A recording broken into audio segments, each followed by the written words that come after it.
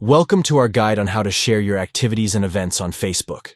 Let's go through the steps together. 1. Begin by opening the Facebook app on your Android device. 2. Tap on the What's on your mind section to start creating your post. 3. Scroll down and select Life Event to mark a special occasion. 4. Choose Interests and Activities to showcase the exciting events or activities you want to share. 5. Enter a title for your post and include the date of the activity or event. 6. Tap Next at the top right corner to move forward. 7. Use the audience selector to determine who you wish to share this post with, whether it's friends, family, or a specific group of individuals. 8. Finally, tap Post at the top right corner to publish your activities and events on Facebook for your chosen audience to see and engage with.